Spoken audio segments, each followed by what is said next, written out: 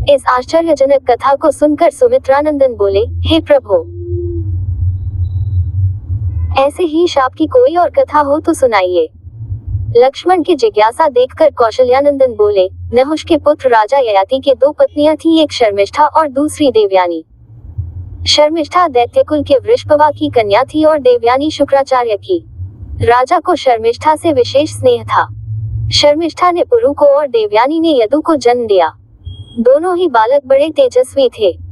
देवयानी को उचित सम्मान न पाते देख यदु ने उससे कहा कि माता, इस असम्मानजनक जीवन से क्या यह अधिक उचित न होगा कि हम अग्नि में प्रवेश करके ये जीवन समाप्त कर दें?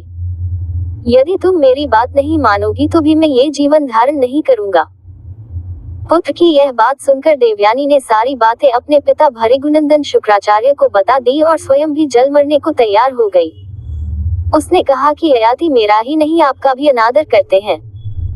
इससे क्रोधित होकर शुक्राचार्य ने ययाति को लक्ष्य करके शाप दिया कि दुरात्मने, तुम्हारी अवस्था जराजीर्ण वृद्ध जैसी हो जाए, तुम बिल्कुल शिथिल हो जाओ। इस प्रकार शाप देकर वे मौन हो गए। इस शाप के फलस्वरूप राजा ययाति को ऐसी वृद्धावस्था ने आ घेरा जो दूसरे की युवावस्था से बदली जा सकती थी।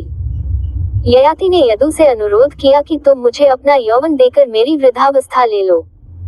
कुछ समय पश्चात मैं तुम्हारा यौवन तुम्हें लौटा दूंगा। ये सुनकर यदु ने कहा, ये सौदा आप अपने लाडले पुरु से करें। जब उन्होंने पुरु से ये बात कही तो पुरु ने राजा का अनुरोध सुनकर तत्काल वृद्धावस्था के बदले में अपना यौवन दे दिया।